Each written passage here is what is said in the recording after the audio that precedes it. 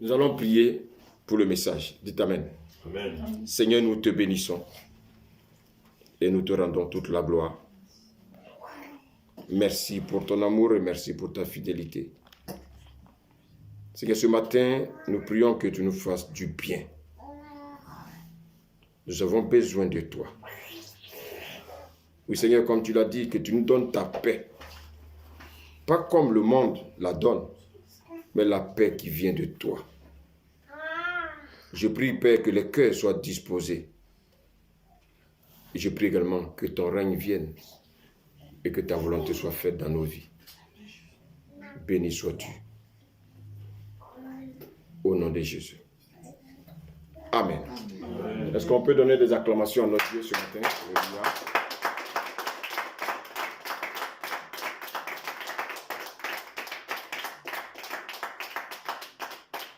Gloire à Dieu. Ce matin, nous allons parler un peu des liens familiaux. Nous venons tous des familles, alléluia. Et nous savons que il peut y avoir des liens qui sont positifs, il peut y avoir des liens qui sont négatifs. Et si nous n'avons pas, bien aimé, le réflexe de voir un peu ce qui se passe autour de nous, pour nous poser des questions, nous risquons, bien aimé, d'aller tout droit, bien aimé, dans l'échec. Alors, c'est quoi les liens de famille?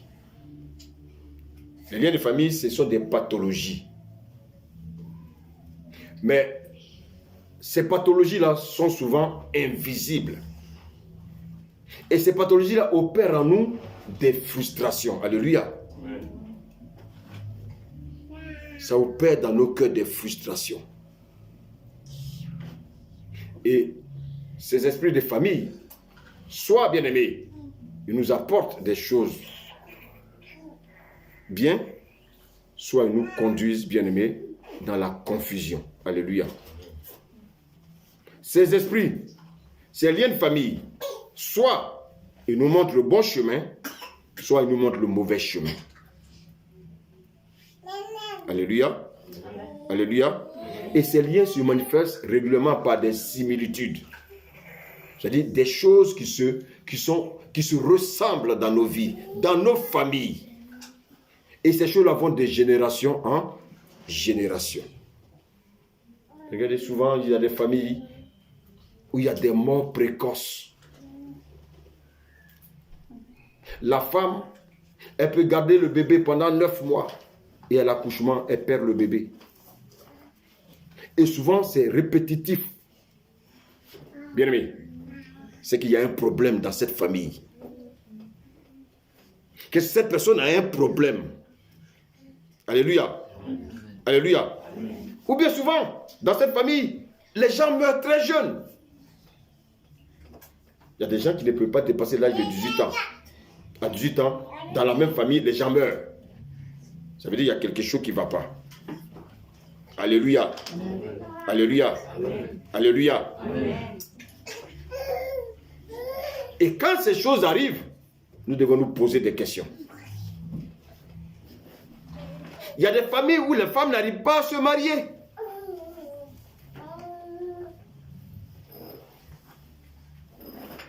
Alléluia. Elles n'arrivent pas à se marier. Elles ont tout d'une femme. Elles ont la beauté.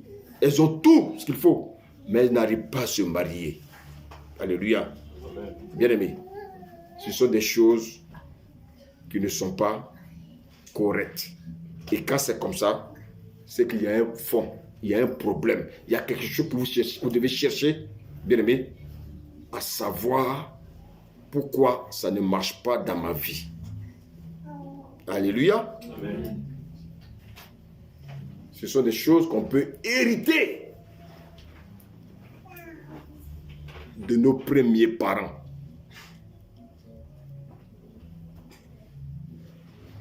Alléluia. Amen. Alléluia. Amen. Alléluia. Amen. Dans une famille, on a l'impression que les gens sont voués à l'échec. Tout ce qu'ils font ne marche pas. y a des personnes dans la famille, ils ne peuvent pas dépasser l'école primaire. Personne n'est allé au collège. Personne ne peut aller au-delà du collège. Il y en a qui n'ont jamais fait le lycée. Il y en a qui n'ont jamais passé le bac. Bien aimé, ça veut dire que dans cette famille, il y a un problème. Ça veut dire que dans cette famille, il y a un problème. Et quel est ce problème? Bien aimé, pour que tu puisses avoir la révélation de ce problème, il faut que tu cherches à connaître qui est Jésus. Dites Amen ce matin. Amen. Amen. Amen. Je sais que dans vos vies, vous avez vu peut-être des personnes qui vivent ce que je suis en train de raconter. Tu es une femme, tu n'arrives pas à te marier. Tu vas d'homme en homme. Et quand tu vas d'un homme, il te promet le mariage. Après un enfant, il disparaît. C'est une malédiction. Donc tu as 4 enfants de 4 pères différents. C'est une malédiction. Il y a des familles également où des filles ont des rapports sexuels avant l'âge de la puberté. C'est une malédiction. Alléluia. Et elles n'arrivent pas à se marier. Et souvent dans la famille, on est tellement bien aimé, aveuglé qu'on ne se rend même pas compte qu'il y a un problème. Et on trouve que c'est normal. Tu as 5 enfants, 5 filles. Elles vont dehors, elles ramènent les enfants. Elles vont dehors, elles ramènent les enfants. Aucun dans la famille ne peut se dire, mais il y a quelque chose qui ne va pas. Des belles filles, mais bien aimées, mais ne peuvent pas vivre avec des hommes. Les hommes viennent, ils abusent d'elles, ils s'en vont. Elles font les enfants, elles les ramènent dans la maison familiale. Donc imaginez-vous, 5 filles qui ont 5 enfants chacune, ça fait 25 enfants dans la même maison familiale. C'est une malédiction. C'est-à-dire que quelque part, il y a un lien négatif dans cette famille. Alléluia. Les garçons arrêtent l'école. Et comme je l'ai dit, il y en a qui ne peuvent même pas, bien aimer, aller au-delà de l'école primaire. Vous avez 5 enfants, garçons. Vous voyez que, arrivé au CM2, ils sont bloqués. Il y a un problème. Mais malheureusement, souvent, on trouve que c'est normal. Bien aimé, ce n'est pas normal. Dis à ton voisin, ce n'est pas normal. Dis-lui. C'est pas normal. Dis à ton voisin, c'est pas normal. C'est pas normal. Et on remarque, les garçons, qu'est-ce qu'ils font? Soit ils deviennent des drogués. Ils deviennent des vendeurs de drogue. Et bien aimé, souvent les parents sont aveuglés parce que, étant des vendeurs de drogue, qu'est-ce qu'ils font? Ils apportent de l'argent. Bien aimé, il y a un lien négatif. Et dans la seule famille, les femmes, qu'est-ce qu'elles font? Bien aimé, elles font de la prostitution pour avoir l'argent pour venir nourrir la famille. Bien aimé, il y a un lien négatif. Ça veut dire quoi? Quand vous constatez ces choses, c'est qu'il y a des forces invisibles, négatives, qui influencent la vie de cette famille.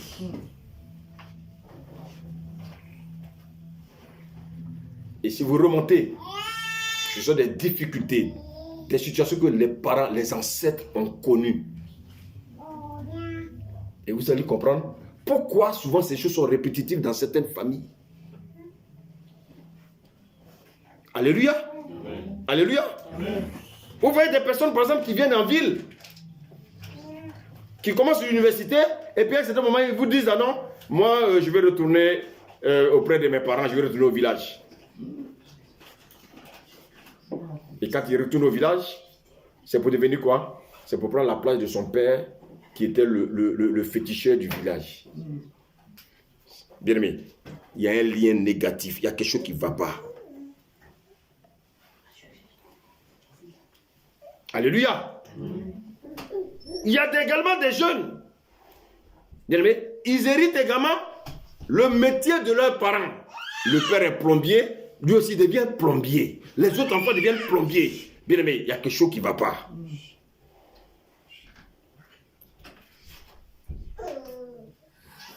Mais malheureusement, qu'est-ce qu'on fait? On ne se pose pas la question de savoir qu'est-ce qui ne va pas. Le père était un guérisseur, le fils aussi devient un guérisseur. Alléluia. Et bien aimé, pourquoi toutes ces choses? Ce sont des choses qui sont bibliques. Dieu nous enseigne ces choses. Les liens négatifs. Là où on parle des liens négatifs, c'est qu'il y a des mauvais esprits. Mais ce qui est vraiment ambigu, c'est lorsque ces esprits-là sont encore dans la vie de ceux qui disent qu'ils ont donné leur vie à Jésus. Ceux qui disent qu'ils ont donné leur vie à Jésus. Ceux qui disent qu'ils sont convertis. Comment tu peux être converti et puis ces esprits-là sont encore dans ta vie?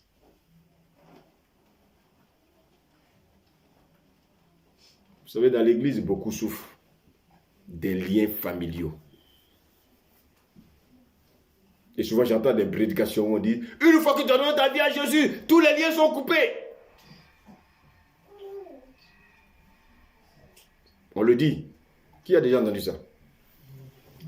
Mais souvent, tu vis une situation difficile, n'est-ce pas? Tu as l'impression de vivre ce que vivent, bien aimé, tes parents qui ne connaissent même pas le Seigneur. Alléluia. Amen. Et nous allons voir un peu l'histoire de certaines personnes dans la Bible. Et je crois que l'histoire de certaines personnes dans la Bible va nous aider, bien aimé, à nous interroger et nous débarrasser de ces liens négatifs qui ne cherchent qu'à nous détruire. Alléluia. On va prendre Josué 24. Josué 24.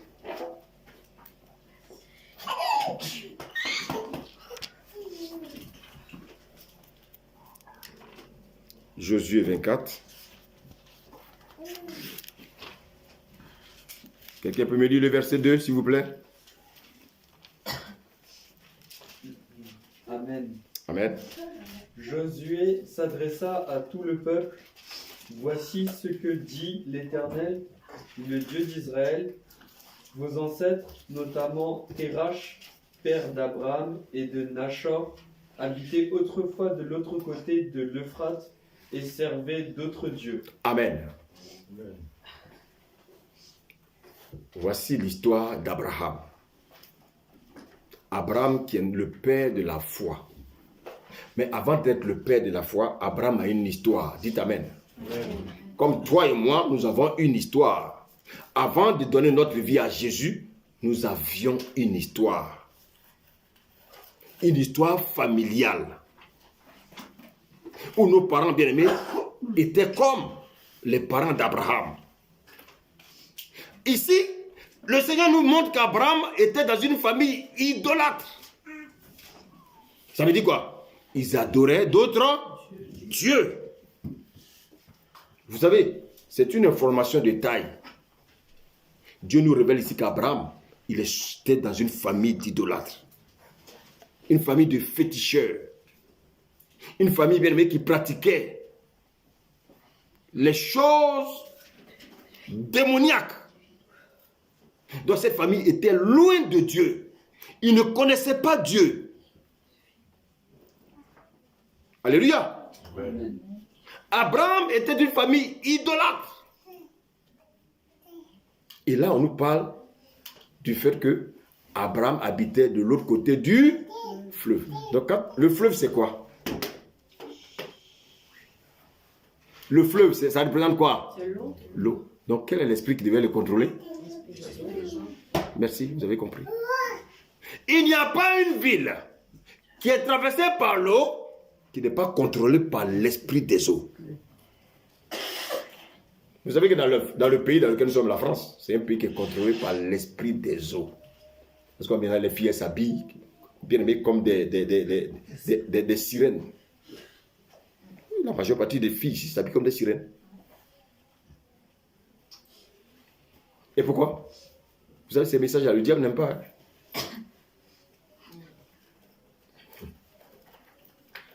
Quelqu'un disait, un jour, il dit, mais apôtre, si les gens, beaucoup de pasteurs prêchaient comme vous, je pense qu'il n'y aurait plus de pasteurs en France.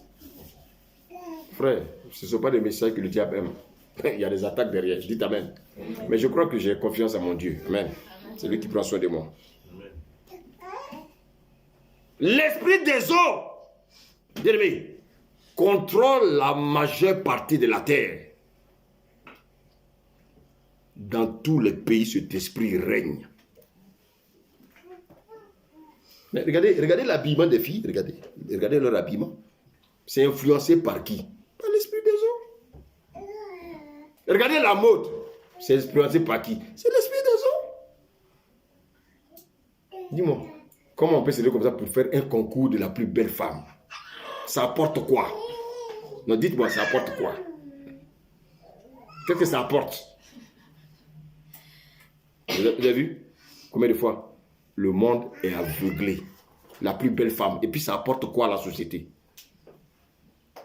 Cette belle femme-là, toutes les stars vont chercher à faire quoi? À se procurer. Alors qu'est-ce qu'il y a de positif dedans? Que nous ayons l'intelligence renouvelée. Alléluia. On nous dit qu'Abraham est sorti d'une famille d'idolâtres. Ça veut dire quoi? Une famille qui ne connaissait pas Dieu. Autrefois aussi, bien aimé, ton serviteur aussi adorait l'esprit des eaux. Et chacun ici, bien aimé, a adoré de manière consciente ou inconsciente un esprit. Mais Dieu, dans son amour, s'est révélé à nous. Dis Amen. Amen. Et aujourd'hui, tu sembles être épargné. Parce que le problème, c'est quoi? C'est que ces mêmes esprits, là, même quand tu dois t'allier au Seigneur, ils continuent à t'influencer. D'une manière ou d'une autre. Maintenant, c'est à toi maintenant de voir un peu ta vie. Et en fonction de ta manière de vivre, tu peux savoir si cet esprit-là t'influence toujours ou pas. Dites Amen. Amen. Allons maintenant dans Genèse 20.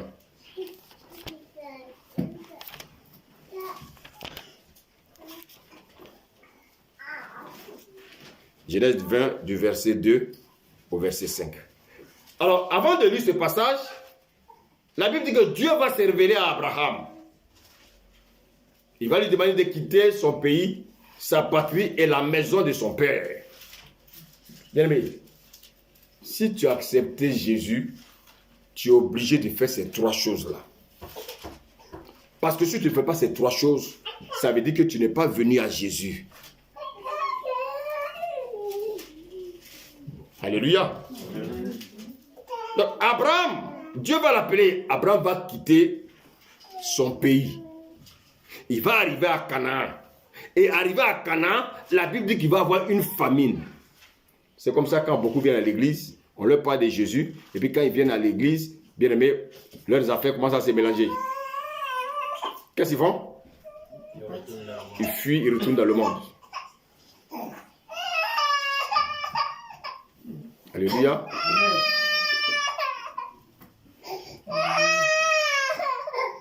Alléluia. Donc ici, la Bible nous dit, dans Genèse 20, on va lire, après du verset 2.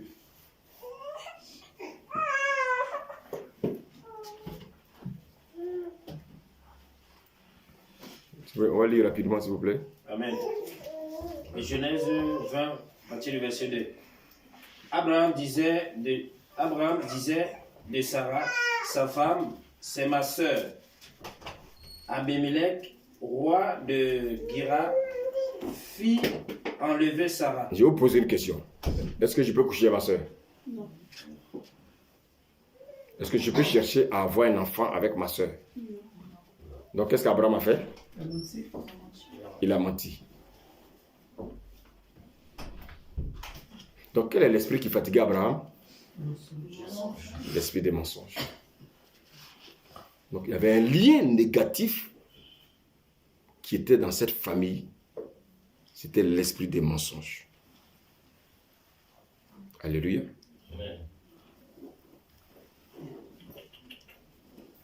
Est-ce que je me fais comprendre ce matin?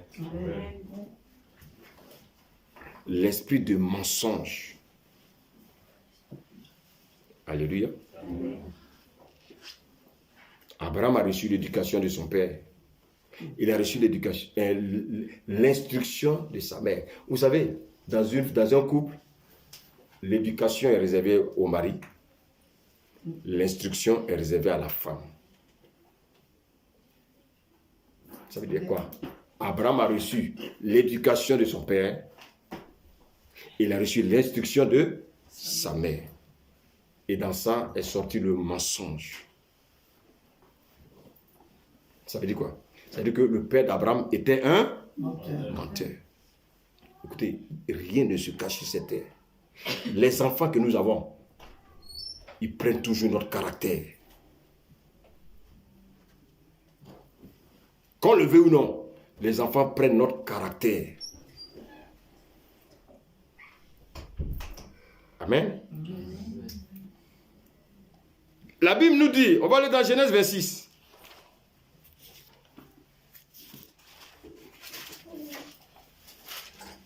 On va lire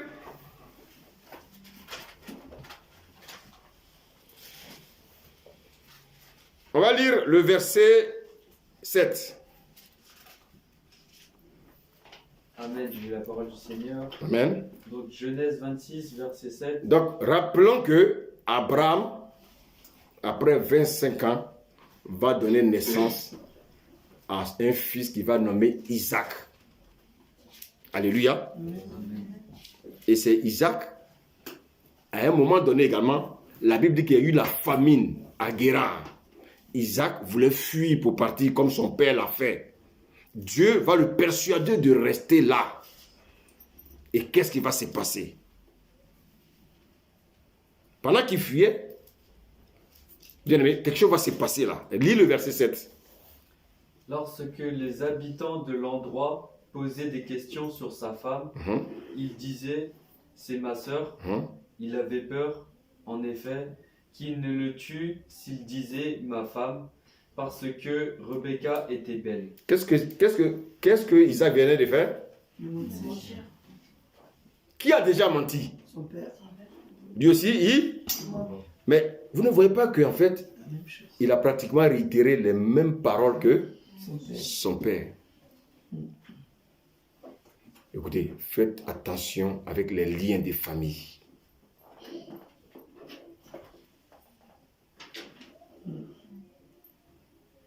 Alléluia. Il a répété les mêmes paroles que son père. Il a répété les mêmes actes que son père. Il a commis les mêmes erreurs que son père. Qui a éduqué Isaac? Son père, Abraham. Comme Abraham a aussi été éduqué par son père Térak. Abraham devient adulte. Il a un enfant. Son enfant s'appelle Isaac. Isaac aussi bien aimé. Il devient adulte. Mais le lien des familles le rattrape. Isaac aussi ment. Il dit ce n'est pas ma femme, c'est ma soeur. Est-ce qu'on fait enfant avec sa soeur? Non. Est-ce qu'on fait enfant avec sa soeur? Non. Non. Abraham dit, c'est ma soeur. Abraham a reçu l'éducation de son père. Et Isaac a reçu l'éducation de son père, Abraham. Et il a reçu l'instruction de sa mère qui s'appelle... La mère d'Isaac s'appelait... Sarah. C'est sa femme qui s'appelle Sarah. Mais c'est terrible ça. La mère d'Isaac s'appelait comment? Oui? Répétez. Sarah. Alléluia. Amen. Et comment s'appelait la femme d'Isaac? Rebecca. Donc regardez bien. Cette femme qui a souffert des années pour avoir un enfant, la question qu'on peut se poser, quelle est l'instruction qu'elle a donnée à son fils? Le père qui a éduqué son enfant, quelle est l'instruction qu'il a donnée à son fils? Alléluia. Amen. Est-ce qu'on me suit ce matin? Est-ce que le Seigneur nous parle? Amen. Regardez souvent les caractères que vous avez. Vous croyez que vous les avez pris où? Vous dites que dans le Seigneur. Mais regardez la rancune qui est encore dans vos cœurs. Vous avez pris ça où? Vous dites que vous avez donné votre vie au Seigneur. Mais regardez l'esprit qui vous domine. Allons encore dans le livre de Genèse. Allons dans Genèse 27. Allons dans Genèse 27. Le verset 20 au verset 23.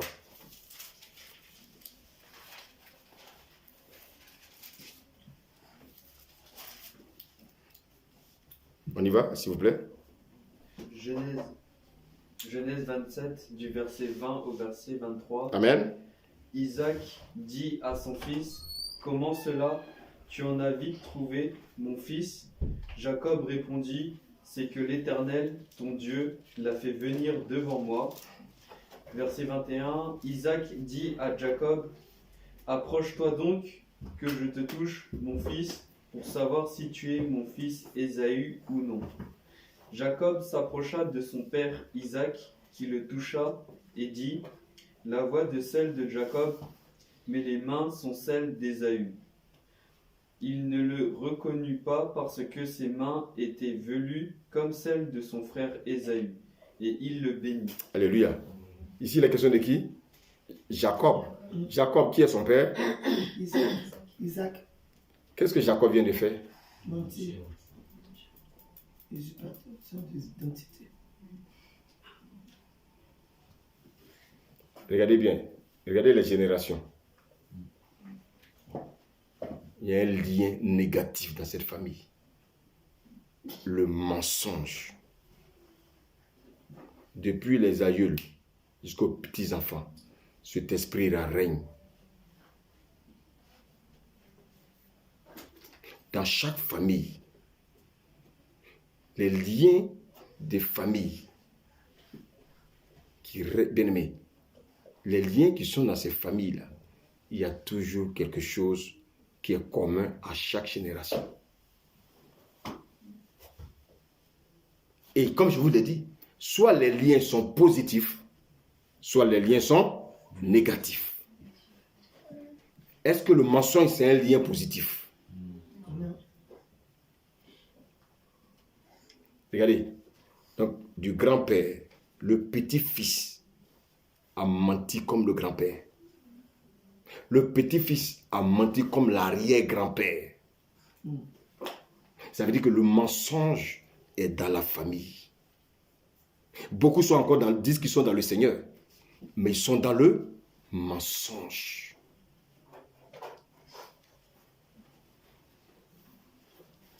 Alléluia. Alléluia. Donc vous voyez qu'ici, Jacob a menti pour prendre la bénédiction de son frère. Mais où il a appris à mentir? Il a reçu l'éducation de la part de qui? De son père, Isaac. Et puis il a reçu l'éducation, l'instruction de la part de sa mère. Je vous le dis, dans un couple, le père a un rôle, la mère a un rôle. Le père, son rôle c'est d'éduquer. La mère, son rôle c'est d'instruire les enfants. Malheureusement, il y a des femmes qui sont dans le divorce. Elles ont accepté de divorcer. Et elles veulent jouer les deux rôles. Ce n'est pas possible. Et c'est pour ça que Dieu hait le divorce. Mais les gens, comme ils ont encore en eux des liens, des caractères durs, ils acceptent de divorcer. Ils acceptent de divorcer. Et puis, qui maintenant souffre? Ce sont les enfants. Vous savez pourquoi les enfants souffrent? Parce que la mère, qu'est-ce qu'elle fait? Elle dit des méchancetés du père auprès des enfants. Donc les enfants, ils pensent que leur père est comme un monstre. Parce que c'est elle qui a la garde. Et comme elle a la garde, elle a le temps de dire des méchancetés aux enfants pour haïr leur père. Vous avez divorcé. Où est le problème des enfants entre vous deux? Il y a des parents aussi, des pères aussi, qui disent des méchancetés de leur maman auprès des enfants.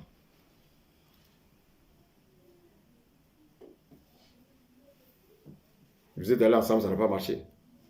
Ne mettez pas les enfants au milieu de vos querelles. C'est de la sorcellerie. Alléluia. Et c'est pour ça que, bien aimé, le Seigneur n'aime pas le divorce. Quand on divorce, il faut assumer. Quand un mari et sa femme divorcent, les deux doivent assumer. Les deux sont insensés. Donc, n'entraînez pas les enfants dans votre bien-aimé, dans votre inintelligence. Alléluia. Alléluia.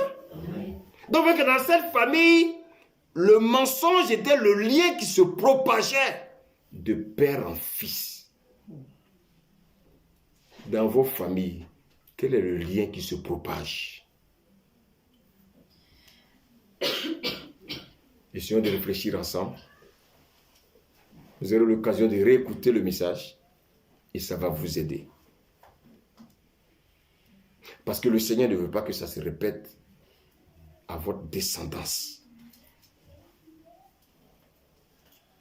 Les erreurs doivent s'arrêter à votre niveau. Votre descendant ne doit pas, bien aimé, être capturé par ces liens négatifs. Est-ce que je me fais comprendre ce matin? Oh, est-ce qu'il y a des gens dans cette salle-là? Amen. Aujourd'hui, quand vous voyez des enfants, vous voyez leur caractère, c'est soit le père, c'est soit la mère. Parce que ce n'est pas un oncle, ou bien ce n'est pas l'instituteur, ou bien le professeur qui éduque nos enfants. Non. La première institutrice de l'enfant, c'est la mère. Et l'éducateur, c'est le père.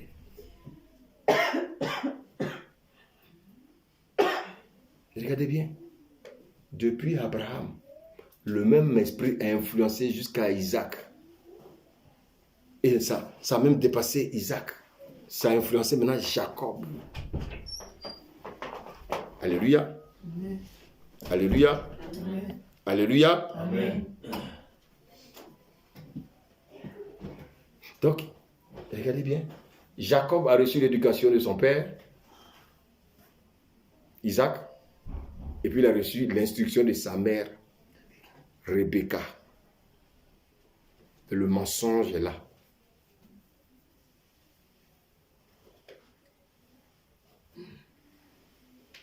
Vous savez, c'est bien de faire des enfants. Si c'est pour faire des enfants pour avoir encore ces liens négatifs, c'est un échec. Oui, je vous le dis. C'est un échec.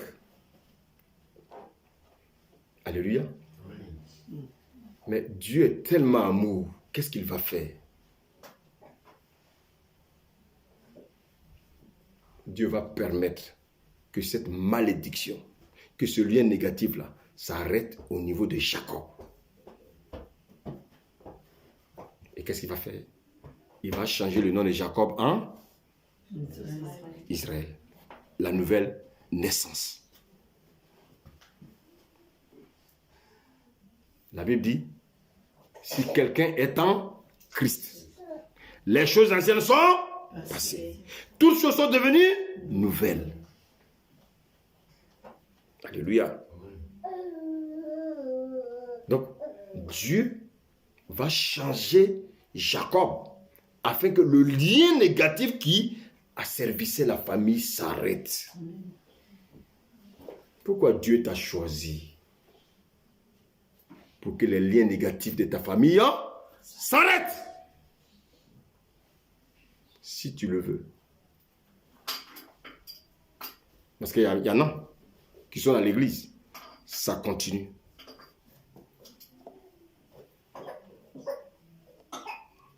Ça continue.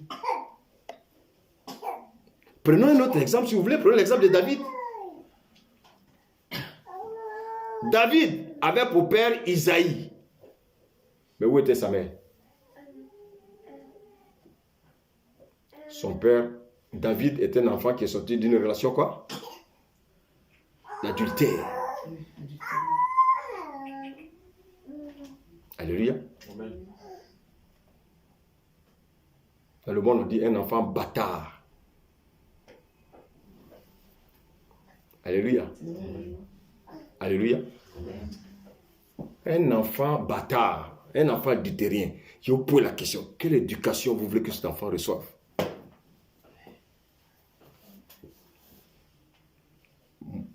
David a passé la majeure partie de sa vie derrière les moutons. Pendant que les enfants légitimes, bien-aimés, ils vivaient dans la gloire de leur père. Et quand on dit aux gens, restez fidèles à vos femmes, ils ne veulent pas écouter. Ils vont aller faire des enfants ailleurs pour venir créer des problèmes dans le couple. Alléluia. Et regardez l'éducation. Quelle est l'éducation que David a reçue? Regardez, tout ce dont je vous parle, c'était des personnes qui étaient le choix de Dieu. Ça veut dire quoi? C'est pas parce que je suis le choix de Dieu qu'il n'y a plus de liens négatifs sur moi. Et c'est ça qui trompe les chrétiens. Alléluia. Amen. Alléluia. Amen. Est-ce que David a pu recevoir l'instruction de sa mère? Il a reçu l'instruction peut-être de sa marâtre. Il a reçu l'éducation de son père Isaïe. Mais écoutez-moi bien, les liens négatifs sont forts. Les liens négatifs sont forts.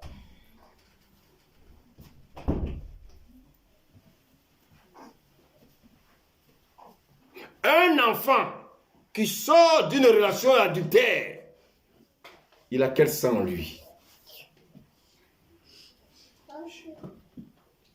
Il a quel sang? Il a le sang adultère en lui. Ça, c'est inévitable. Alléluia. Regardez, Abraham était le choix de Dieu. Isaac était le choix de Dieu. Jacob était le choix de Dieu. Mais ça n'a pas empêché que les liens négatifs dominent encore sur eux.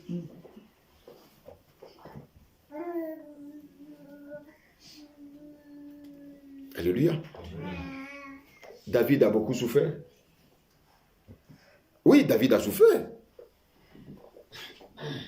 David a souffert. Comment a été l'éducation de cet enfant? Il est sorti d'un père adultéré. Il était derrière le bœuf tout le temps.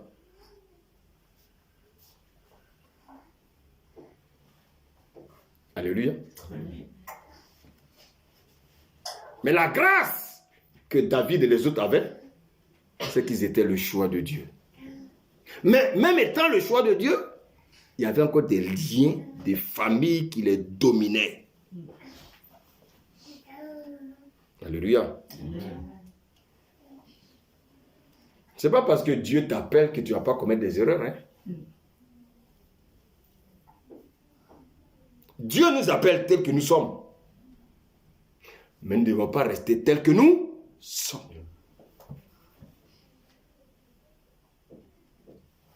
Est-ce que quelqu'un me suit ce matin? Dieu nous appelle tels que nous sommes. Mais nous ne devons pas rester tels que nous sommes. Dieu nous appelle avec les liens négatifs. C'est à nous, bien-aimés, de tout faire pour ôter ces liens négatifs de nos vies.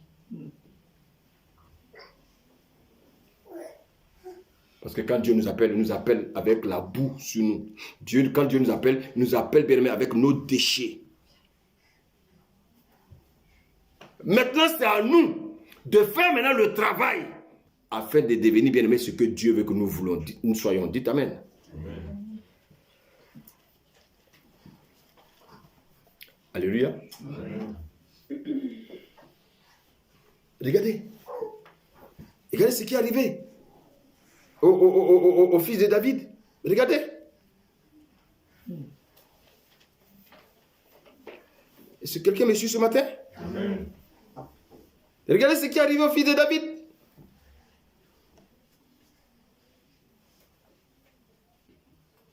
On va lire 2 Samuel 11. 2 Samuel 11 du verset 2 au verset 4.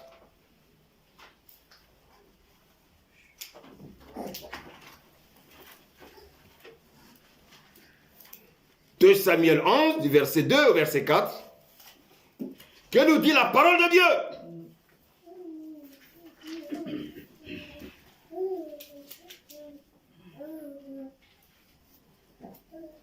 Oui, vas-y. Amen. Amen. Un soir, David se leva de son lit. Oui. Comme il se promenait sur le toit du palais royal. Qu'est-ce qu'il fait sur un toit la nuit? Il aperçut de là une femme qui se baignait. Oui. Et qui était très belle. Oui. David fit demander qui était cette femme et on lui dit, n'est-ce pas Bathsheba? Attends, dites-moi. Qu'est-ce qui est en train de rattraper David là? Le lien de l'immoralité sexuelle. Regardez bien. Ton père a connu des femmes dehors, hors mariage. Alléluia. Si toi, tu ne te délivres pas, tu vas passer par là.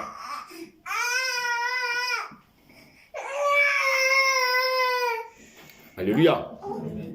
Alléluia. Amen. Si tu ne te délivres pas, tu vas passer par là. L'immoralité sexuelle. Le lien de l'immoralité sexuelle a rattrapé David. Et continue, qu'est-ce qu'il va faire? Continue la lecture. David fit demander qui était cette femme et on lui dit, n'est-ce pas Bathsheba, fille d'Eliam et femme d'Uri le Hittite?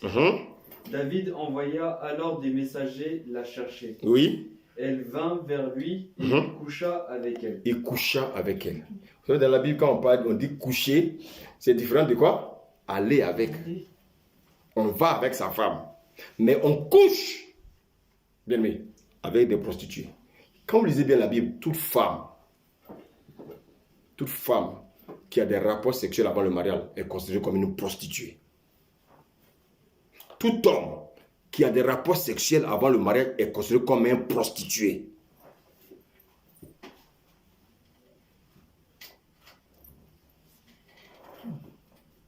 Alléluia. Donc on voit que nous sommes vraiment dans un monde de prostituées.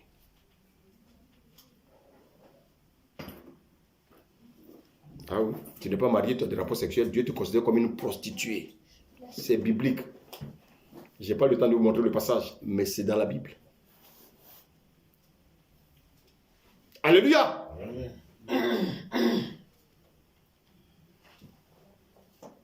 Voici une femme. Hein? Quelqu'un monte sur le toit et te voit net, après ça net, il s'en va coucher avec toi. Ah! C'est pas vrai. Après un Coca-Cola, on te fait monter à l'hôtel. Oh, les femmes, c'est pas vrai. Un Coca-Cola, il te fait monter à l'hôtel au premier étage. Et tu te vas lui livrer ta nudité. Et c'est ce que Bathsheba a fait. Alors qu'elle était une femme mariée. Mais, je vous pose la question. David a reçu cette éducation de qui? de son père. Parce que David est sorti d'une relation adultérienne. Si ton père était un adultérien, le lien d'adultère est sur ta vie. Tu ne peux pas échapper, frère.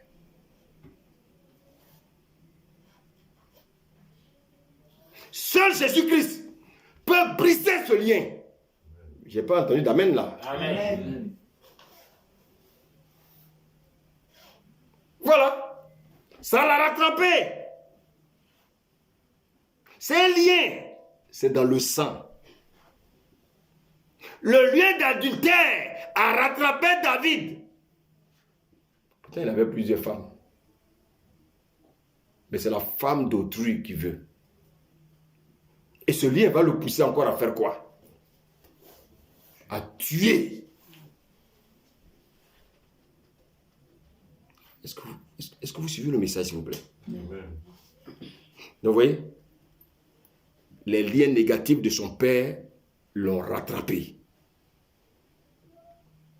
Regardez bien, quand vous voyez un jeune qui boit beaucoup l'alcool, son père était un alcoolique. Vous voyez un jeune qui est dans la drogue, tu vas voir dans la famille, son père a goûté à la drogue. Ou bien un grand-père.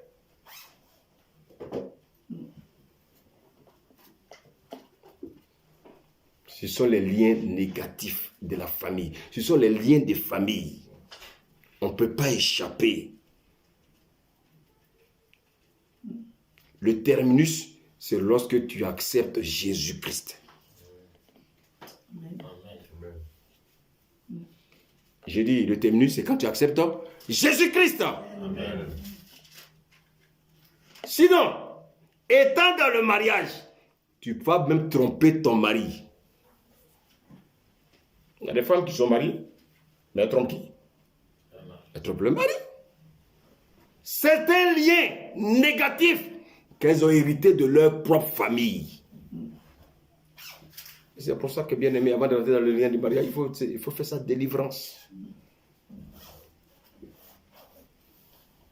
Alléluia. Amen. Allons dans 2 Samuel 13. 2 Samuel 13, du verset 10 au verset 14.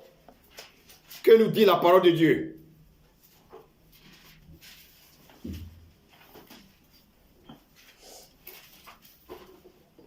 Celui qui a trouvé, lit rapidement, s'il vous plaît.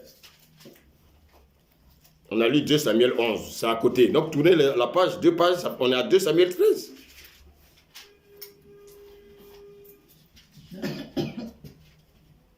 Amen. Amen. Alors Amon dit à Tamar, apporte le mets dans la chambre Oui, et que je le mange de ta main. oui, Tamar prit les gâteaux oui, qu'elle avait faits et les porta à Amon, oui, son frère, Oui. dans la chambre. oui, Verset 11. Oui.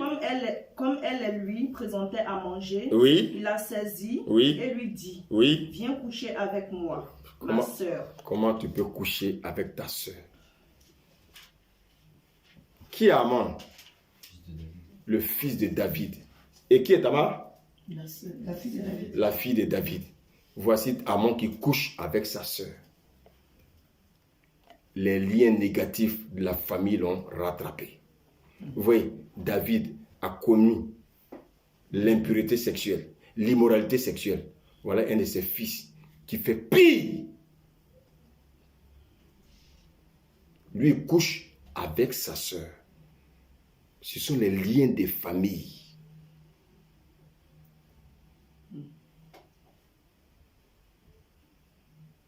Les liens des familles, tôt ou tard, nous rattrapent.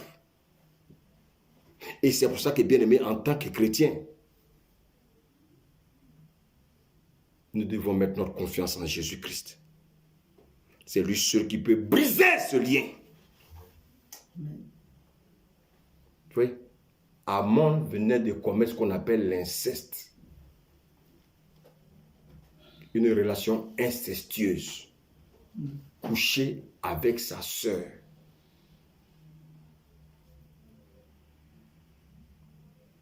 Alléluia. Alléluia. Amen. Vous voyez que David a couché avec la femme d'autrui. Pourquoi? Parce que son père était un adultère. un adultérien plus. Il ne peut qu'à mettre au monde un autre adultérien. David avait pour habitude de coucher avec les femmes des autres. Mais il a hérité ça d'où? De son père. Amon, quelle est l'éducation qu'il a reçue de son père? Et quelle est l'instruction qu'il a reçue de sa mère? Et souvent, bien aimé, tout ce qui se passe aujourd'hui dans ce monde ne provient que des relations familiales. Ce sont les liens familiaux, bien aimés, qui dominent sur toute l'humanité. Et le maître de tous ces liens, c'est Satan. Et quand on dit aux gens de venir à Jésus-Christ, ils résistent. Alléluia. David va coucher avec les femmes d'autrui. Dieu va lui dire, écoute, un de tes enfants va coucher avec tes femmes.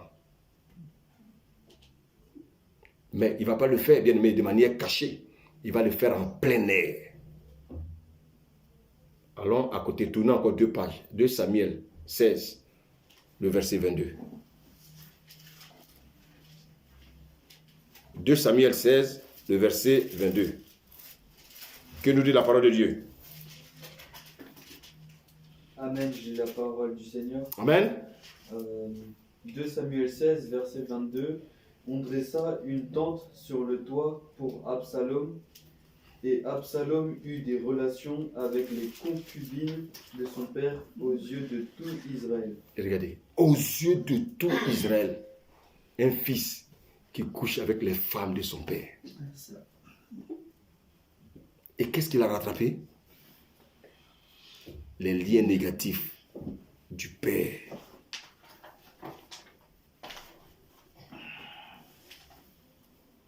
Regardez même Salomon.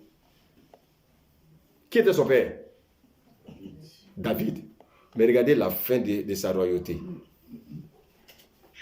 Il a eu 700 concubines.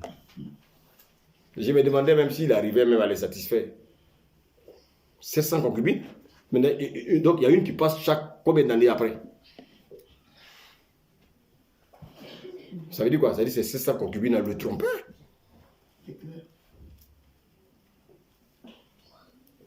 Ce sont des liens négatifs que beaucoup héritent de leurs parents. Alléluia. Alléluia. Bien-aimés, ce sont des relations négatives que les gens héritent de leurs parents. Prenons même l'exemple, bien-aimé, des disciples de Jésus. Alléluia. Quel était leur métier? Des pécheurs. Alléluia. Donc, nous savons ici dans ce monde que pour être un grand pécheur, qu'est-ce qu'il faut faire? Quelles sont les pratiques que les gens font? Le sacrifice. À qui? Il faut les servir précisément à qui? Voilà. Il faut être clair, il faut être précis. Tous les grands pécheurs là, que vous voyez là, ils ont un lien avec l'esprit des eaux pour avoir du poisson.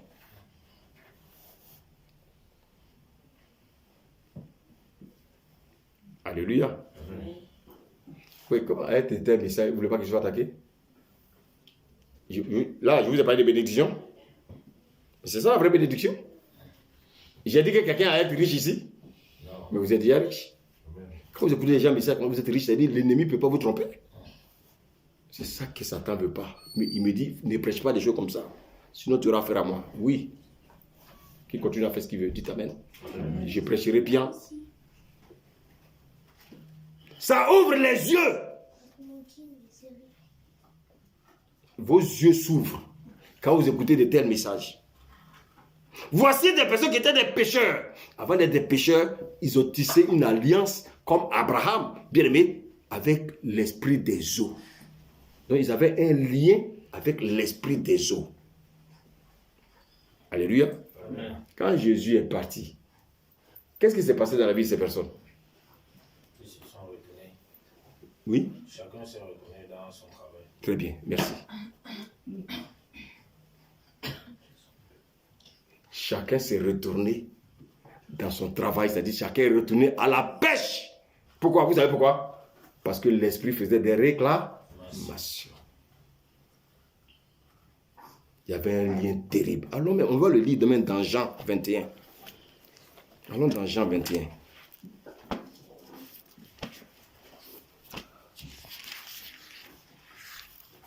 Jean 21, du verset 1 au verset 3. Quelqu'un peut me lire rapidement? Amen.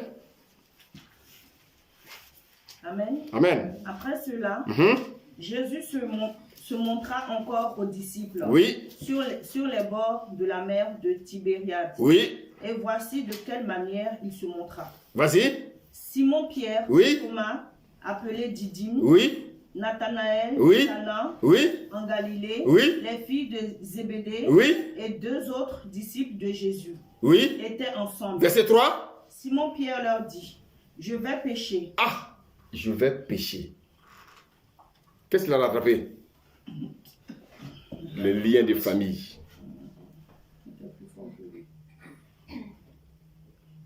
C'est comme ça que beaucoup disent qu'ils viennent à Jésus. Et puis quelques années après, ils retournent dans le monde. Le monde les réclame. Les liens qui étouffent les familles. Bien-aimés, ce sont les esprits ancestraux. L'esprit des eaux ici les réclame. Revenez à la pêche.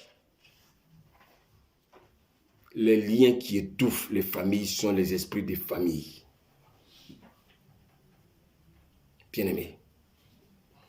Et quel est l'esprit qui contrôle ta famille, toi qui m'écoutes? Regarde comme des fois, tout ce que tu fais, rien ne marche. Tu as l'impression de tourner en rond. Ce que les gens ont facilement, toi, tu as des difficultés pour l'avoir. Quel est l'esprit qui te contrôle? Pourquoi quand les gens dans ta famille entendent le nom de Jésus, ils sont en colère? Parce qu'il y a un autre lien spirituel, il y a un autre lien qui les contrôle, il y a un autre esprit qui les contrôle. Le nom de Jésus, les gens n'aiment pas entendre ça dans ta famille. Il y a un lien négatif qui ne veut pas entendre ce nom. Alléluia. Amen. Vous voyez, de manière volontaire ou involontaire, bien aimé, les parents sont sous la protection de ces mauvais esprits-là. Et ces mauvais esprits veulent également, à votre tour, vous contrôler. Et aujourd'hui encore, étant dans le Seigneur, ils ne veulent pas abandonner, ils veulent continuer à vous, bien aimé, à vous contrôler. Alléluia. Regardez Pharaon.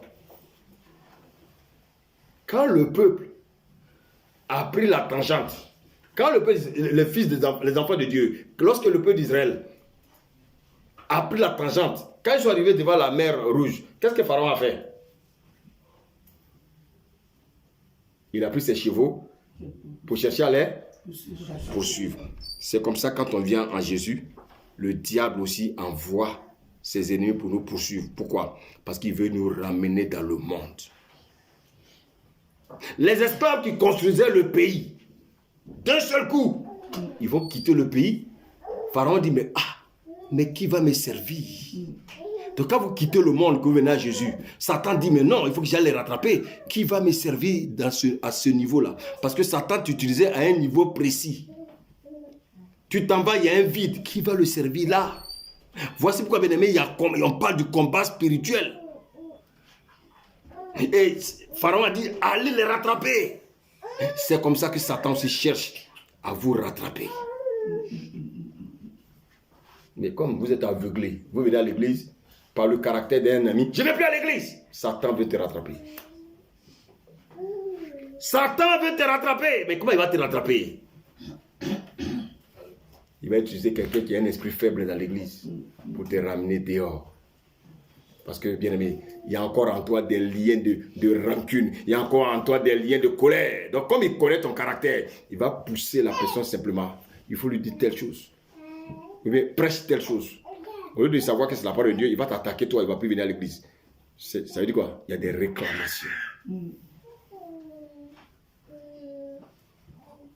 Il y a des réclamations. Satan, il n'a rien à faire. Écoutez, il n'a rien à faire avec ceux qui sont déjà dans le monde. C'est toi qu'il poursuit. Mais comment il va t'avoir? Tu dis que tu as accepté Jésus. Comment il va faire pour te piéger? Il va te piéger dans ton propre caractère. Parce que tu es venu à Jésus. Les liens familiaux sont encore en toi. La colère est encore en toi.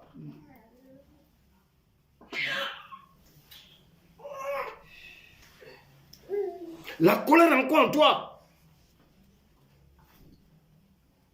Alléluia. Et donc il dit, lui là, il y a encore la colère en lui. Bon, écoute, il va aller à l'église, je vais trouver quelqu'un là qui va lui dire un mot là. Et puis il va revenir dehors. Voici comment Satan vous piège.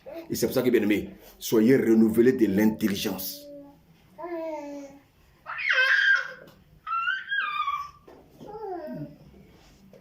Alléluia. Il faut être renouvelé de l'intelligence. Tu es assis à l'église, comment Satan va te faire sortir de l'église? Il est où? Tu le vois? Il va passer par quelqu'un mal affermi pour te faire sortir de l'église. Lui, il aurait gagné et c'est toi qui aurais perdu. Parce qu'il y a encore des liens familiaux qui te tiennent. Et lui, il s'appuie sur ça. Alors que, étant en Christ, normalement, tu devais être délivré de ces choses. Mais comment se fait-il que le caractère de tes parents te rattrape à chaque fois? Comment tu fais? Et puis le caractère de tes parents te rattrape. Comment, dites-moi, comment David a fait et puis le caractère de son père Isaïe l'a rattrapé? Parce que quand Dieu nous appelle, c'est à nous de nous faire notre propre dépouillement. Ce n'est pas à Dieu de le faire. C'est à nous de décider de nous dépouiller. Alléluia. Amen. Prenons Éphésiens 4, s'il vous plaît.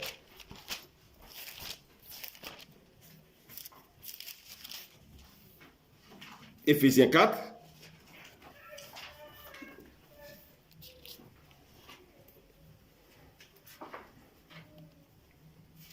Verset 21. Quelqu'un peut le lire, s'il vous plaît? À partir du verset 20. Oui, vas-y, c'est Philippe. Amen. Oui. Mais vous, ce n'est pas ainsi que vous avez appris Christ. Continue. Si du moins vous l'avez entendu. Continue. Et si, conformément à la vérité qui est en Jésus. Oui. C'est en lui que vous avez été instruits à vous dépouiller. Est-ce que, dites-moi, c'est le Seigneur qui nous dépouille? Non. Qui se dépouille? Nous-mêmes. Est-ce que vous acceptez de vous dépouiller? Est-ce que vous acceptez d'abandonner vos caractères? Ce n'est pas au Seigneur de faire. Le Seigneur nous a donné une notice. Et en nous appuyant sur cette notice, nous nous dépouillons nous-mêmes. Ce n'est pas un pasteur qui va te dépouiller. Un pasteur lui-même, il a besoin aussi de se dépouiller lui-même.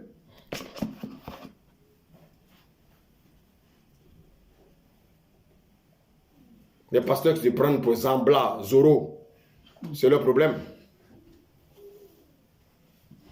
Chacun doit chercher à se dépouiller. Il faut se dépouiller du vieil homme qui veut corrompre encore bien-aimé. Qui se corrompt encore bien-aimé dans ta chair.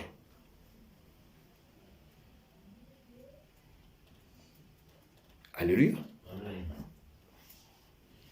Comment le diable va te ramener dans le monde? C'est en s'appuyant sur tes 5 sens, en s'appuyant sur ton caractère. Parce qu'il peut pas te dire, suis-moi. Non. Il va utiliser quelqu'un dans l'église que tu appelles frère, que tu appelles soeur, il va passer par cette personne-là. Cette personne-là va te dire quelque chose. Ton cœur va devenir noir. Tu vas retourner dans le monde. Ah, moi, je ne vais plus à l'église. Ah non, là-bas, il n'y a pas l'amour. Oui, mais reste. Et comme toi, tu as l'amour, donne aux autres.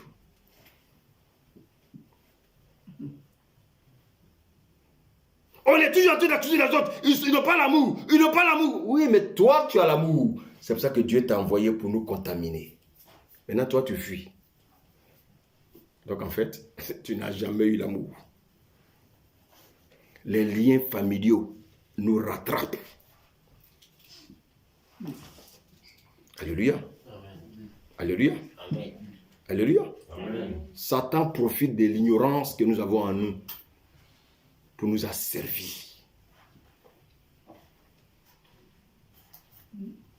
Et regardez, depuis Abraham, les enfants, les descendants ont commis tous les mêmes péchés. Le grand David, on croyait que lui, il était exempt. Mais il a fait grave. Regardez les disciples de Jésus. Ils ont marché 3 ans avec Jésus. Mais après la mort de Jésus, l'esprit des eaux les a réclamés. Ils revenaient à la pêche. Et c'est comme ça que l'esprit de famille cherche à rattraper chacun de nous. Ça nous maintenant avoir l'intelligence renouvelée. Mais pour peu, les liens familiaux nous rattrapent. Ma mère insultait mon père, donc moi aussi j'insulte mon mari.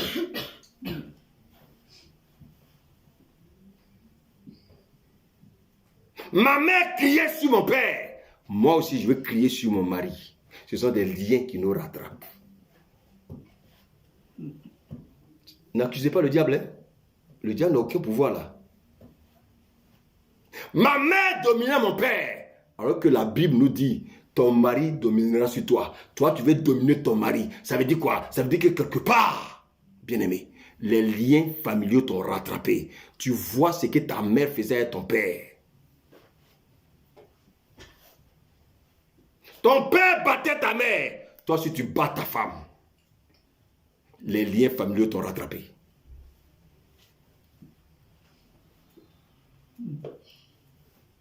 Ton père insultait ta mère devant les enfants. Toi, si tu insultes ta femme devant les enfants, les liens familiaux t'ont rattrapé.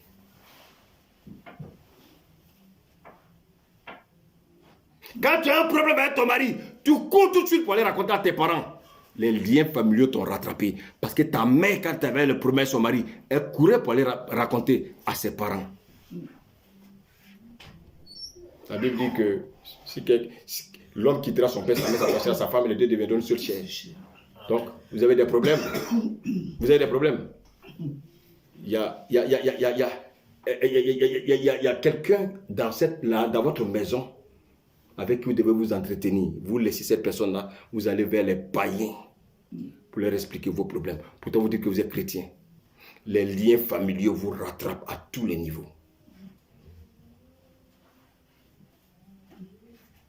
Tu dis que tu t'es marié, mais tu as du mal à te détacher de tes parents. Tu as du mal à te détacher de ta mère. Tu as du mal à te détacher de ton père.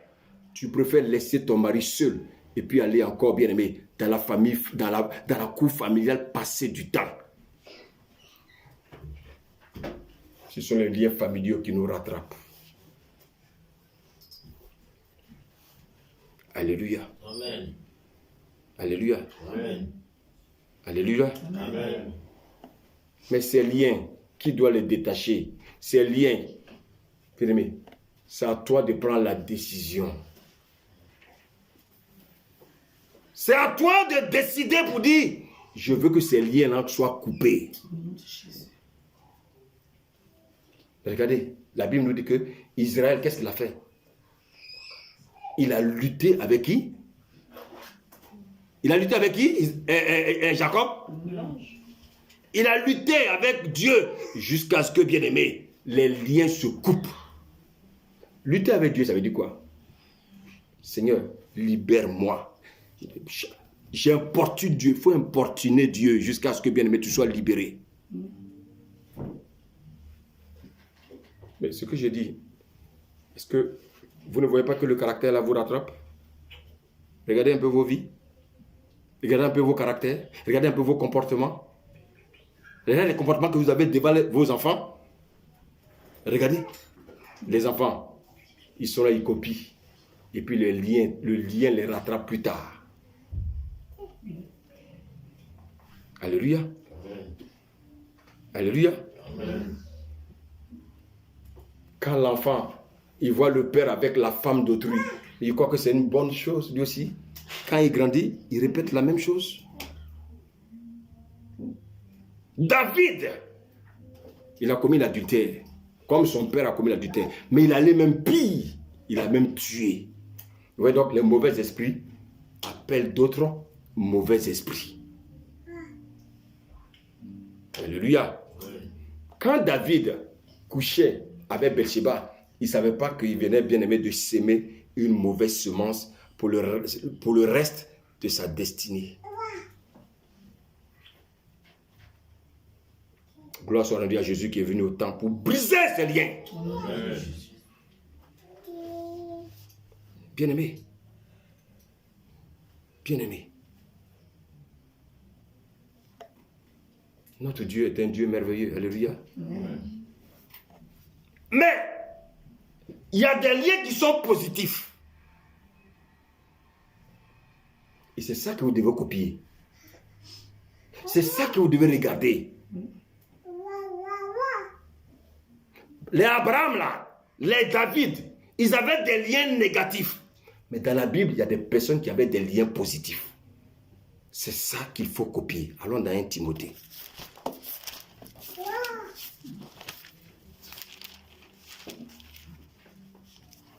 Alléluia.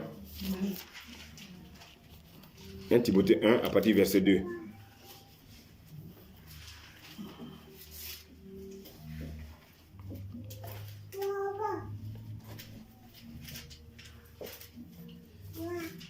Amen, j'ai la parole du Seigneur. Amen. 1 Timothée 1, verset 2. À Timothée, mon enfant, dans la foi, que la grâce, la compassion et la paix te soient données de la part de Dieu, notre Père, et de Jésus-Christ, notre Seigneur. Alléluia. Regardez ici. Regardez le témoignage que Paul rend de Timothée. C'est comme ça que, bien aimé, normalement, les pères spirituels doivent rendre témoignage de leur fils à côté d'eux.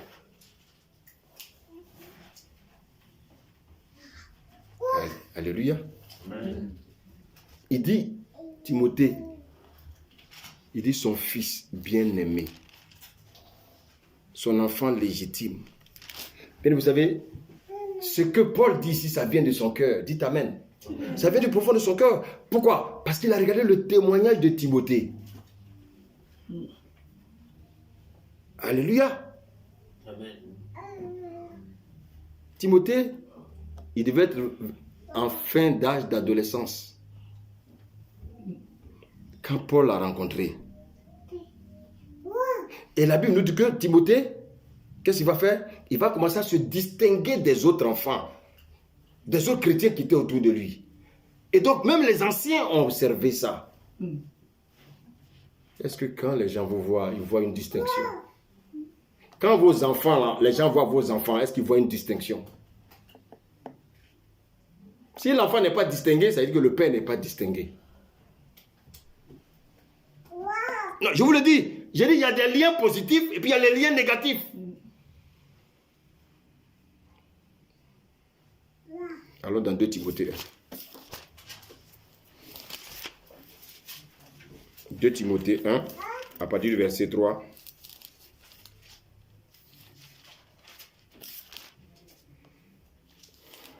Amen. Amen. Je rends grâce à Dieu que mes ancêtres ont servi et que je sers avec une conscience pure. Amen, continue. De ce que nuit et jour, je me souviens continuellement de toi dans mes prières. Oui. 4, verset 4, me rappelant tes larmes Oui. et désirant te voir afin d'être rempli de joie. Amen, continue. Gardant le sourire de la foi sincère. Non, le souvenir. Gardant le souvenir de la foi sincère qui Oui. est en toi, Oui. qui habita d'abord dans ton aïeul. Regardez. Elle a vu, Paul a vu Timothée. Il a vu le comportement de Timothée. Il a vu le témoignage de Timothée. Il a vu comment Timothée marchait. Il a vu comment Timothée servait le Seigneur. Paul, dans sa marche chrétienne, il n'a jamais vu ça. Même lui, Paul, il n'a pas eu ce témoignage-là.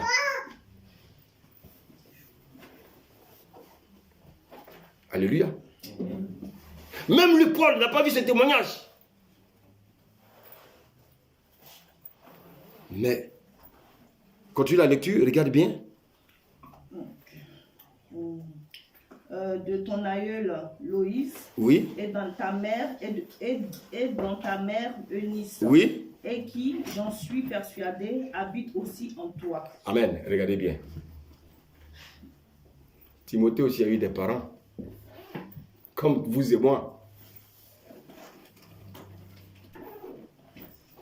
Alléluia. Amen. Timothée a eu une bonne éducation de son père et une bonne instruction de sa mère.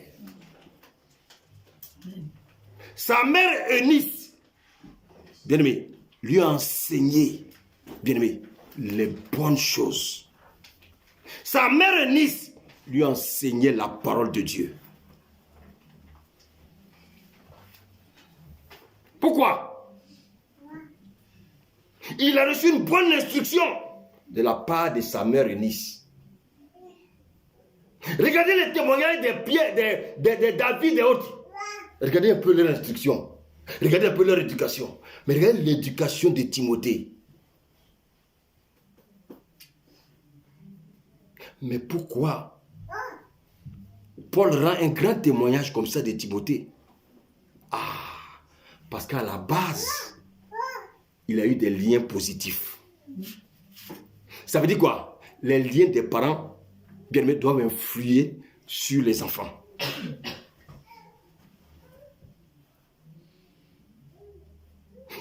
Timothée a reçu l'instruction de sa mère Eunice et l'éducation de son père qui était grec.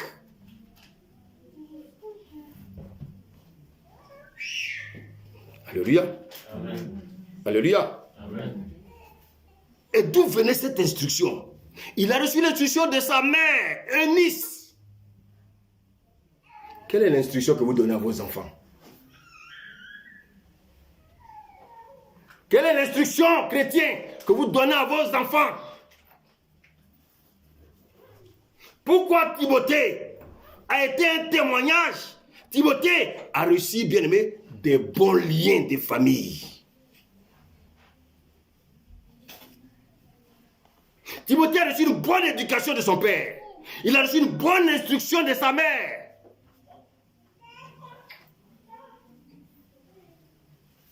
Alléluia. Amen. Paul, qu'est-ce qu'il a vu? Il ne faisait que rappeler les grandes valeurs qu'il a vues en Timothée. Mais ce petit-là, mais comment? Mais je viens de l'apercevoir. Mais il a atteint un certain niveau. Paul, dans ses enquêtes, il s'est rendu compte qu'en fait, l'enfant, son témoignage est lié au fait que ses parents avaient des bons liens familiaux.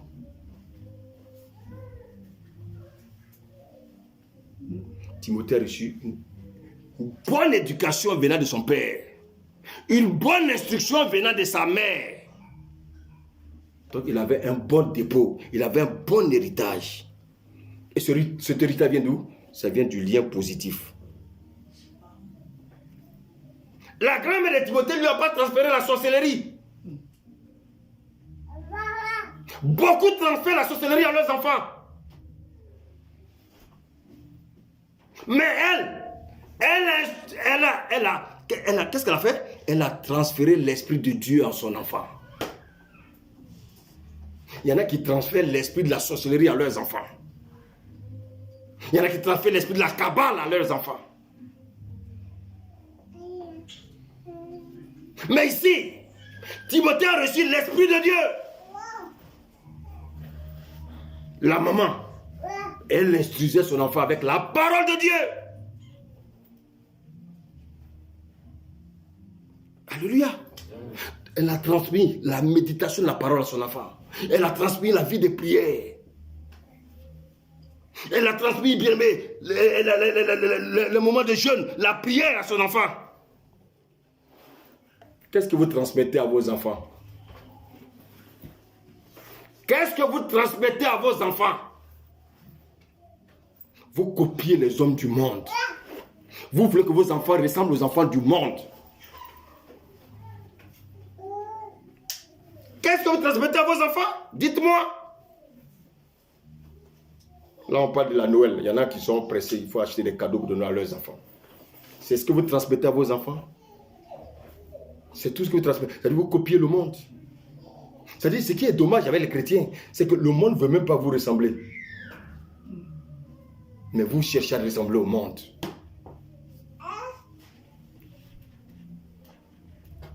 Vous voulez ressembler au monde, alors que le monde ne vous regarde pas.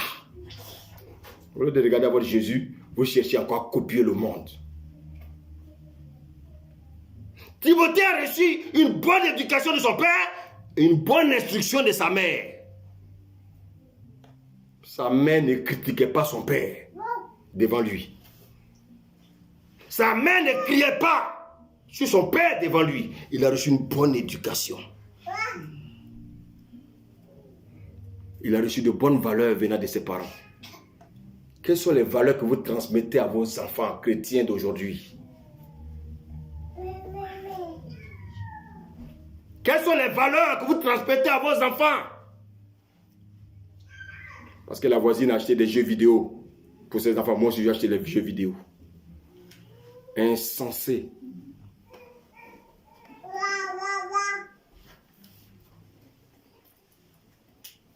Alléluia. Beaucoup de choses dans cette salle-là ce matin. Dites-moi, qu'est-ce que vous transmettez à vos enfants?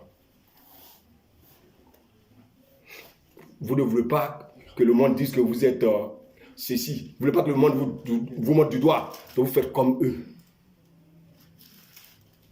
Vous avez même honte qu'on dise que vous êtes des chrétiens. Eunice a acquis des liens qu'elle a acquis permet de ses aïeuls. Alléluia. Alléluia. Amen. Ce n'est pas normal que les enfants grandissent avec les parents. Dans le Seigneur. Et ces enfants sont accaparés par Satan pour être des agents de Satan.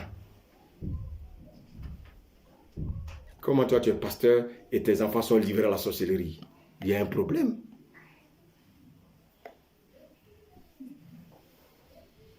Écoutez-moi bien ce matin. Timothée, sa mère Eunice, lui a enseigné la parole de Dieu.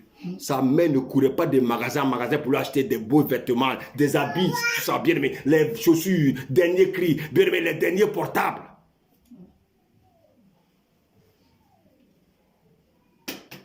Elle a acheté des portables de 1000 € pour donner à des enfants de 10 ans, 11 ans, 12 ans. Et il y a des chrétiens insensés qui sont dans ça. Vous savez pourquoi? Parce qu'ils sont complexés. La mère de Nice, elle s'occupait de son enfant, certes, mais elle a priorisé, bien aimé, la parole de Dieu. Bien aimé. Alors, écoutez-moi bien, hein? Vous qui avez orienté vos enfants dans autre chose, Dieu va vous réclamer leur sang. C'est bien de faire les enfants. Alléluia. Amen. C'est bien de faire. S'il vous plaît, je vous en prie, soyons disposés. C'est bien d'avoir des enfants. Quelle éducation vous leur donnez? Quelle est l'instruction que vous leur donnez? Dieu vous donne des enfants pour que ces enfants ressemblent aux enfants du monde, mais c'est un échec. Timothée n'a pas été enseigné par les jeux vidéo. Timothée, sa mère ne lui achetait pas des téléphones à 1000 € dernier cri. Timothée n'était pas attaché aux choses de ce monde. Donc vous voyez qu'il y a des liens positifs. Et ces liens positifs doivent être transmis par qui? Par les parents. Sa mère s'appelait Eunice. C'est dans la Bible. Il a hérité, bien aimé, de son témoignage de qui? De ses parents. Donc ça a été bien aimé. Les parents peuvent influencer sur les enfants. Paul va lui dire, Timothée, tu as un très bon témoignage.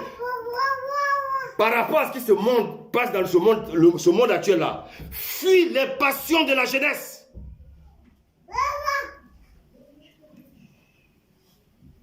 Fuis les passions de la jeunesse.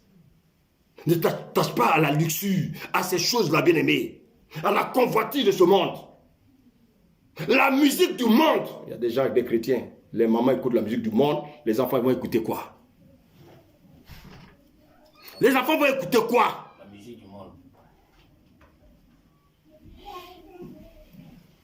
Attends, je vous pose la question. Et vous voulez que les gens m'aiment? Non. On ne peut pas m'aimer.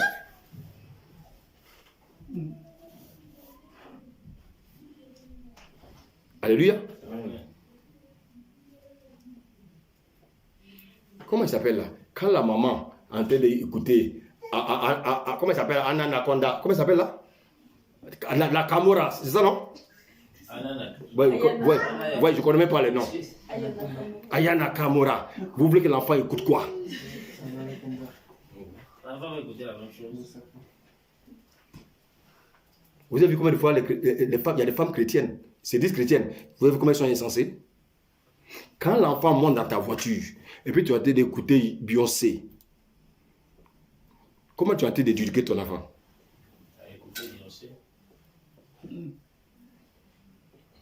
C'est-à-dire, souvent, vous pensez que ce sont des choses subtiles. L'enfant, l'ennemi pousse à l'enfant à capter.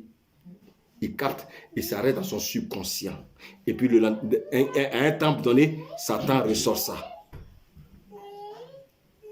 Les fêtes mondaines. Timothée n'était pas dans les fêtes mondaines. Timothée n'a jamais fêté Noël. Timothée n'était pas dans l'histoire d'alcool. Timothée ne connaissait pas ces choses. Pourquoi? Parce qu'il a reçu l'instruction venant de sa mère. Une femme qui avait un bon lien. Elle avait le lien. Quel lien elle avait? Un lien avec le Saint-Esprit. Quels sont les liens que vous avez? Avez-vous le lien du Saint-Esprit? Qu'est-ce que vous communiquez à vos enfants? Alléluia. Amen. Prenons l'exemple de Joseph, le fils de Jacob. Il faisait l'enfant gâté. Parmi ses frères, là, il jouait les enfants gâtés. Son père le gâtait. Dieu va faire quoi? Dieu va le sortir de la cellule familiale.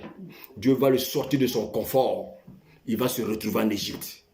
C'est comme ça que Dieu va faire pour certains de vos enfants.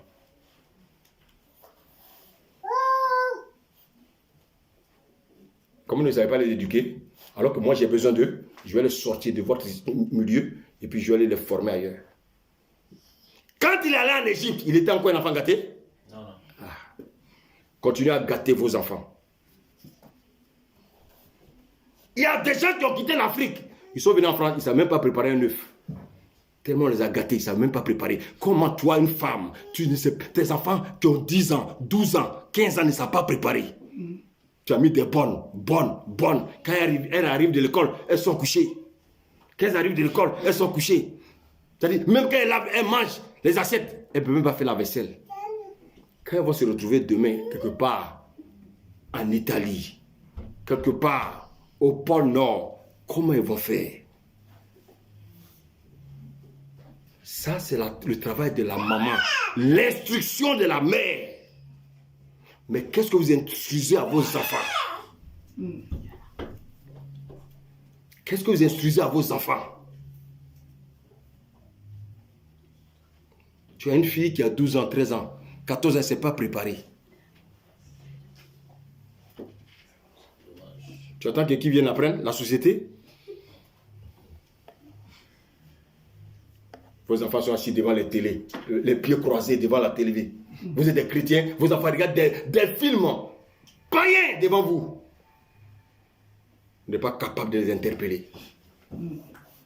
Ah, j'ai peur. Ah, peut-être qu'elle va mal me parler. Toi, ta propre fille, c'est elle qui t'a mis au monde ou bien c'est toi qui l'as mis au monde? C'est ce monde-là que nous vivons aujourd'hui. Alléluia. Amen. Alléluia. Amen. Joseph, il a été sorti de sa famille. Dieu devait le nettoyer, le travailler, sortir de lui bien-aimé, l'enfant gâté qu'il a reçu. Parce qu'il avait une mission pour le Seigneur. Alléluia. Amen. On va terminer avec Acte 21.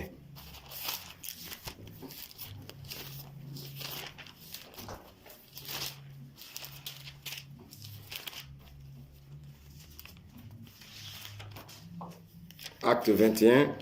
Quelqu'un peut me lire là, à partir du verset 8 à 9, s'il vous plaît? Amen. Amen. Acte 21, verset 8. Nous sommes repartis le lendemain pour Césarée. Oui. Là, nous sommes entrés chez Philippe l'évangéliste, Oui. qui était l'un des 7. Oui. Et nous avons logé chez lui. Oui. Verset 9. Il avait 4 filles vierges qui prophétisaient. Merci. Voilà un lien positif.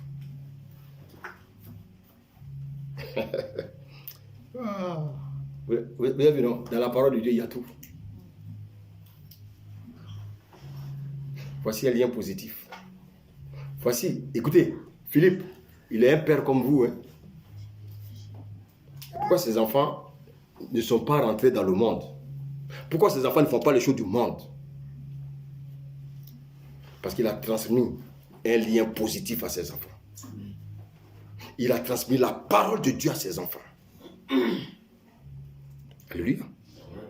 Ces enfants ont bénéficié d'une bonne éducation de leur père et une bonne instruction de leur mère. Parce que le père et la mère étaient des personnes spirituelles. Ils étaient concentrés pour les choses de Dieu pour leurs enfants. La Bible, ils étaient 2 filles. Ils ont tellement bien enseigné à leurs enfants que les enfants sont restés vierges. Aujourd'hui, dans nos églises, il y a combien de filles vierges? Il y a combien de filles vierges dans nos églises? Je vous pose la question. Comment ces filles-là, comment cet homme l'a fait jusqu'à ce que ces filles restent vierges? Et vous ne pouvez pas enseigner vos enfants pour que, bien aimés, ils restent dans la chasteté jusqu'au mariage.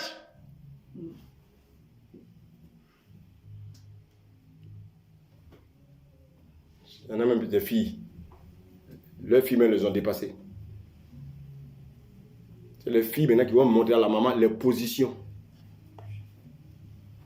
Vous voyez dans ce monde-là, je parle des maisons chrétiennes, je ne parle pas des païens, je parle des chrétiens. L'éducation qu'ils ont donnée à leurs enfants. Philippe, c'était un homme de la même nature que nous. Comment a-t-il fait pour que ses enfants soient restés vierges? Alléluia. Parce que simplement, il a donné une bonne éducation à ses enfants.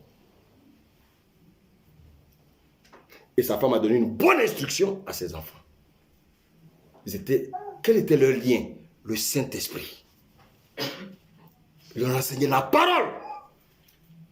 Pas les choses de ce monde. Alléluia. Amen. Alléluia. Amen. Alléluia. Amen.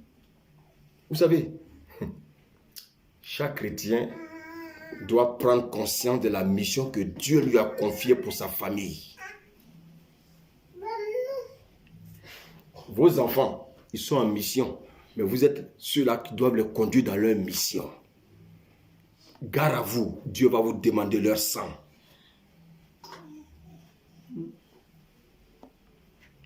Bien-aimés, écoutez-moi bien ce matin.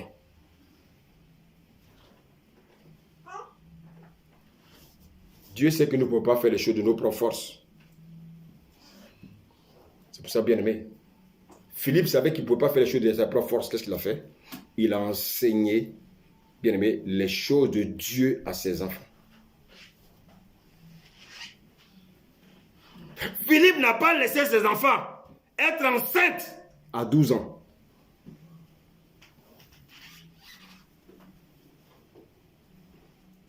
Il y a des chrétiens, leurs enfants sont enceintes à 12 ans. Je vous pose la question, quel est le témoignage? Quel est le témoignage devant Dieu? Et quel est le témoignage devant les païens qui sont autour de vous? Je vous pose la question, vous pouvez leur dire quoi? Vous voulez parler de qui? Les filles de Philippe connaissaient la parole. Les filles de Philippe n'avaient pas de copains avant le mariage. Non. Bien-aimés, elles étaient remplies du Saint-Esprit. Mais pourquoi j'ai été rempli du Saint-Esprit? Elles ont reçu la communion. Cette communication a été donnée par leur père. La maman faisait bien son travail. La maman ne criait pas sur le mari devant les enfants. La maman ne cherchait pas à dominer son mari devant les enfants. La maman ne cherchait pas à prendre la place du père. Elle savait qu'elle devait instruire ses enfants. Les filles de Philippe ne mettaient pas de fossiles. Amen. Elles ne peuvent pas des fausses sourcils, des faux ongles, comme des guenons.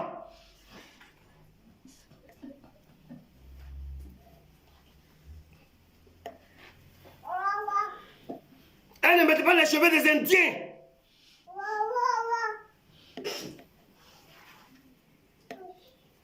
Elles étaient naturelles.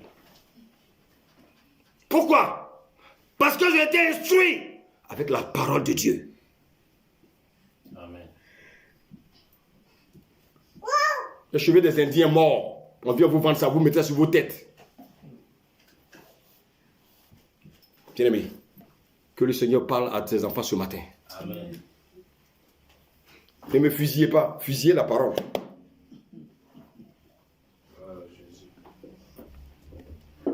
Ces filles ont reçu une bonne éducation venant de leur père, une bonne instruction venant de leur mère. Qu'est-ce que vous faites, vous, avec vos enfants? Qu'est-ce que vous enseignez à vos enfants, bien-aimés? Pourquoi Eunice a réussi? Parce que Eunice aussi, elle a reçu un bon lien familial avec sa mère. Sa grand-mère, bien-aimée, la grand-mère de Timothée, a transmis à la mère de Timothée les liens familiales. Ce lien familial-là n'était que le lien avec le Saint-Esprit. Amen, amen. Amen. Regardez, Abraham, il a communiqué de mauvais liens à Isaac. Isaac a communiqué de mauvais liens à Jacob. David a communiqué de mauvais liens à Amnon.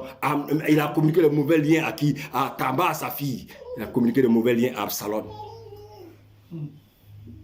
Mais Eunice, elle a reçu un bon lien venant de sa grand-mère. On ne peut donner que ce qu'on a reçu. Elle a communiqué ce lien à qui? À son fils Timothée. Écoutez-moi bien.